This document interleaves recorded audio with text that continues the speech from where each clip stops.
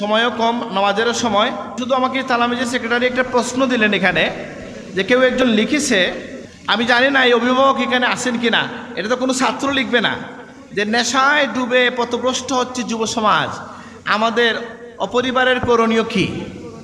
আর বলেন, আপনি দেখবেন সরকারিভাবে বিজ্ঞাপন দেওয়া হয় যে মাদক একটি মারাত্মক বিষয়, জীবন এবং পরিবার ধ্বংস করে দেয়, আছে না এরকম? তো এই লেখা, এই বিজ্ঞাপন, এটা তো একটা শুভ উদ্যোগ, কিন্তু এটা দিয়ে কি বন্ধ করা যাবে? কিভাবে বন্ধ করা যাবে? বলে আমরা যদি বলেন, এক বাক্যে বলবো, আপনি আল্লাহর দিন মানেন, আপনার জীবন সুন্দর হয়ে যাবে। আমার ইউনিভার্সিটি মসজিদে এসে একজন দোয়া চাইলেন, বললেন দে হুজুর একটু যদি দোয়া করতেন, আমার ছেলেটা যদি নামাজি হইতো। নামাজি হয়, বয়স হয়েছে কত ছেলের? 26 বা 28। আমি বললাম, যখন ছেলে ছোট ছিল, যখন ছেলে কিশোর ছিল, তখন কি তার আঙ্গুলে ধরে মসজিদে নিয়ে গেছিলেন? বলেন না, এটা তো হয় নাই। আমি বললাম, তাইলে তো এটা আপনাকে সাফার করতে হবে, আপনি সময় মতো তাকে সেই নার্সিং করতে পারেন নাই।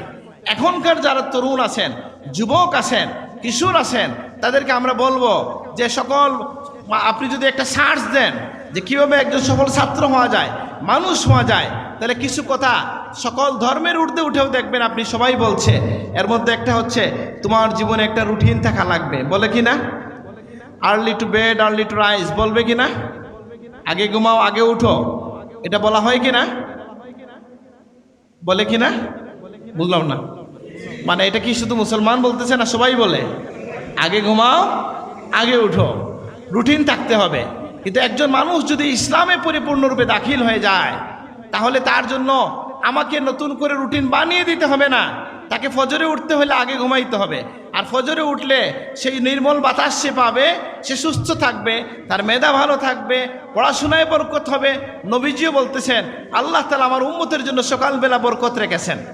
এখন একজন মানুষ সুস্থ জীবন যাপনের জন্য, একজন মানুষকে আপনার সফল জীবন যাপনের জন্য রুটিন লাগবে।